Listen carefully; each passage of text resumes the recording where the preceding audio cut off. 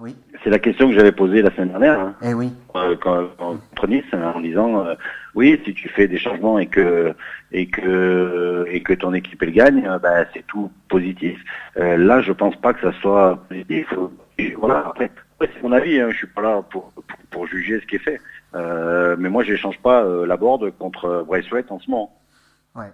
Ouais, bon, pour revenir pour les attaquants, c'est sûr que Braithwaite, il a été inexistant, mais il y avait tellement d'écart entre lui qui était en pointe et le milieu de terrain qui a joué très très bas. C'était difficile de le servir.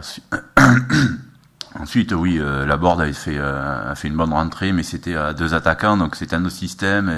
Voilà, c'est difficile. Mais c'est pas forcément sur moi c'est pas forcément sur la bonne rentrée ou là. Je pense qu'il amène de la profondeur, même sans ballon. Je pense qu'il a des déplacements qui sont intéressants pour peut-être garder un peu plus le ballon, pour faire reculer un peu le bloc adverse.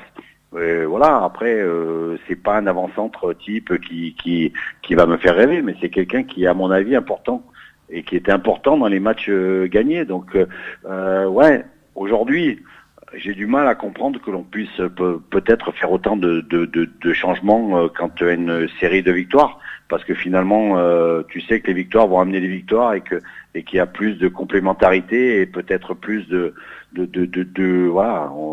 c'est plus de facilité après avec la confiance. La stabilité, c'est peut-être la chose dont a besoin cette équipe de Bordeaux en ce moment pour se remettre dans le rythme. C'était bien parti sur une série positive. Après, c'est vrai qu'il est embêté par rapport à ses 3 défenseurs centraux.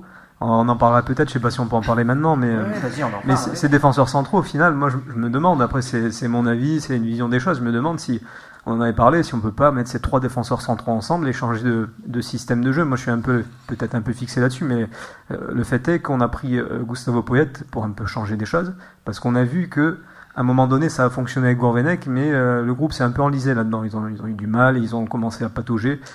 Ça fonctionnait plus comme avant. Là, c'est revenu un petit peu, mais je suis sûr que c'est parce que c'est un super meneur d'hommes, cet entraîneur. Maintenant, est-ce qu'on va pas retomber dans ce bourbier un peu de ce système-là qui fait que les joueurs sont pas forcément hyper performants là-dedans? Et pourquoi pas, lui, en tant que nouvel entraîneur, changer quelque chose? Et pourquoi pas, effectivement, se servir de ces 3 défenseurs centraux qui sont très bons, qui peuvent apporter une sécurité, libérer de la place pour Pounjé et Sabali pour monter, et jouer avec 2 attaquants, avec peut-être Malcolm en soutien. Ça pourrait régler un peu l'histoire de mettre la board avec Braithwaite et essayer de voir ce que ça donne, et peut-être apporter plus de poids offensif. Mais il y a peut-être des choses à changer, je pense, hein, parce qu'on a vu que on en avait parlé un peu après le match de Nice. Oui. Et ça pouvait forcément un peu plus s'imposer dans ce match à Monaco, dans la mesure où tu savais qu'il n'y avait pas Maïté et que pour le moment Sankaré est pas opérationnel. Donc tu avais quand même 2 milieux à puissance qui étaient pas là, et ça pouvait aussi te compenser ça et avoir peut-être un meilleur équilibre et pouvoir te proposer plus de joueurs vers l'avant. Ça sera tenté peut-être, enfin on aimerait bien peut-être voir ça avant la fin de la saison. Bon, je pense qu'il